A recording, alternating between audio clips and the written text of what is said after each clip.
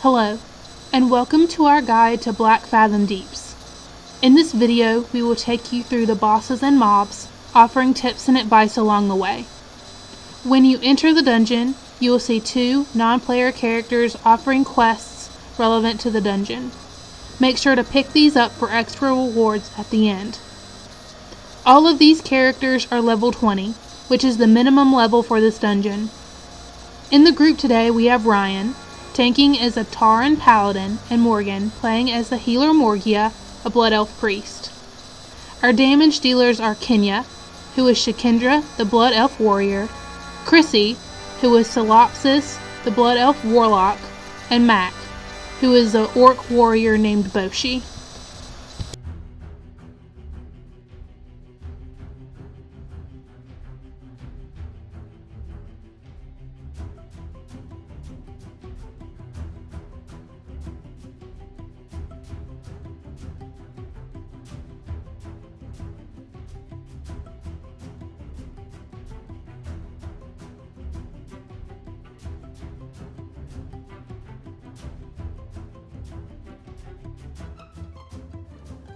Okay, so you're now approaching the jumping stones. There are 4 jumps to make it across to the other side. The difficulty is seeing the gaps where you have to jump and also timing them. The best approach here is going to be to scope them out before you attempt the jump until you become familiar with this part of the dungeon.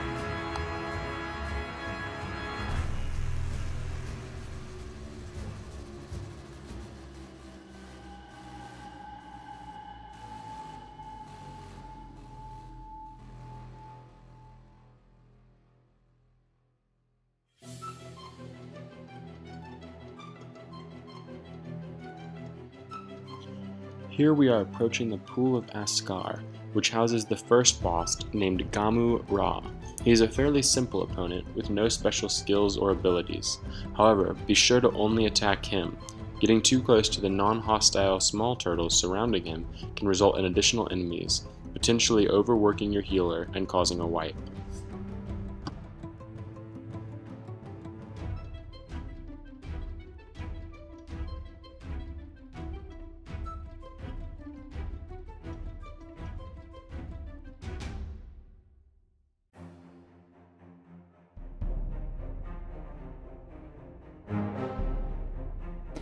After you finish fighting Gamu Ra, turn to your right from the direction you entered his chamber.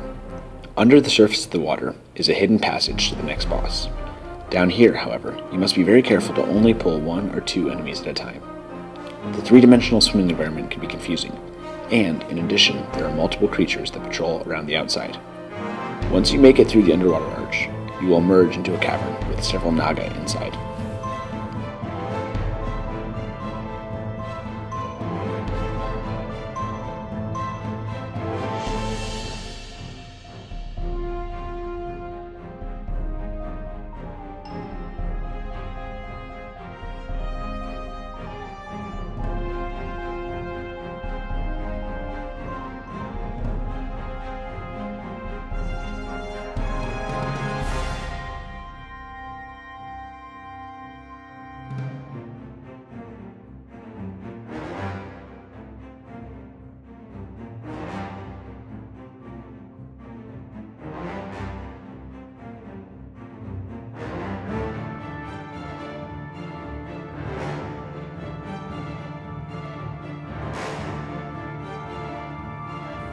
The boss ahead of you is Lady Seraphes, a Naga witch. She moves between the depths of her cavern and the main chamber, so be careful when you are pulling the trash around her. She deals significantly more damage than Gamu Ra, so your healer should be prepared for this. She uses the spell Forked Lightning, which deals a large amount of damage to targets in front of her. Tanks can reduce this by turning her to face away from the rest of the party. Both tanks and damage dealers should feel free to use any interrupts or stuns on her to reduce her casting damage output.